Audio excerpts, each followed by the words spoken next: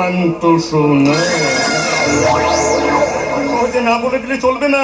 আপনার বোনটা যে আমার ঘরে জমা আছে সে কথাটা কি ভুলে গেলেন? তুমি কি বলতে চাও সঞ্জয়? সেটা আপনিও খুব ভালো করে জানেন, আমিও জানি। জানে না শুধু আমার দাদা, মানে বলছি ওই অমর সরকারের সাথে বৌদির ভালোবাসার ব্যাপার।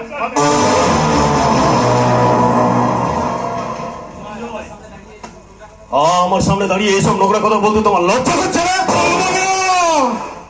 বলবো না, মা কালীর দিব্যি খেয়ে বলছি বলবো না, একটা কথাও বলবো না যদি আমি 1 লাখ টাকা পাই।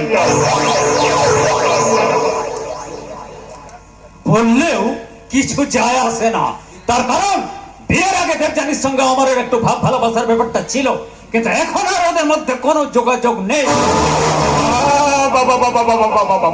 তবু এইসব ব্যাপার নিয়ে না মানুষের মনটা বিষিয়ে দেওয়া খুব সহজ ব্যাপার। এই যেমন ধরো বৌদি সকালবেলায় স্নান করে মন্দিরে পুজো দিতে যায়।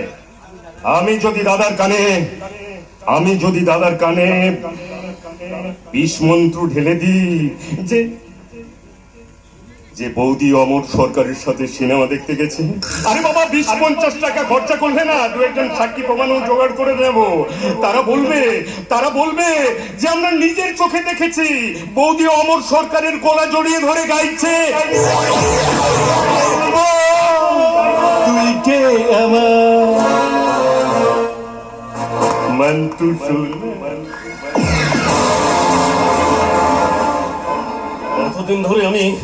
এতদিন তোমাকে আমি ভদ্রলোক ভেবে এসেছিলাম। ভুল জেনেছেন। অবশ্য আমার এই চেহারাটা দেখে সবাই আমাকে ভদ্রলোক বলে ভুল করে থাকি। আসলে আমি শালা একটা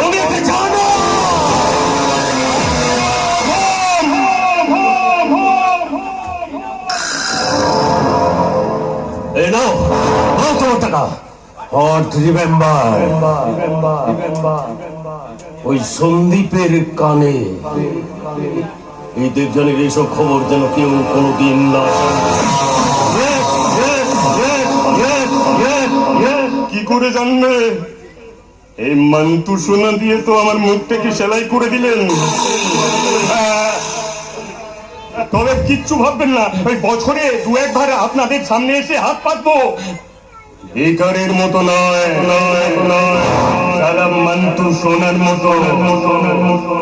যদি টাকা দেন তাহলে ভালো, যদি না দেন তাহলে বৌদিকে সারা সিঁদুর মুছে বাপের বাড়িতে আসতে হবে।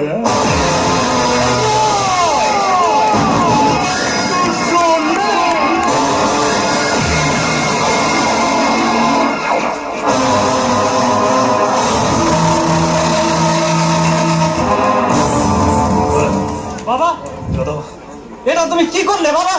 এতদিন ধরে খেলিয়ে পাপিয়ার কাছ থেকে টাকাটা কামালাম, আর তুমি সেই টাকাটা সুদে আসলে সেই টাকাটা আমার হাত থেকে ওই হারামজাদা সঞ্জয় ছিনিয়ে নিয়ে গেল। গণেশ ঠিকই বলেছিল, ওই উকিলের টাকা কোনোদিন হজম হয় না। আর আমার মনে হচ্ছে এর পিছনে নিশ্চয়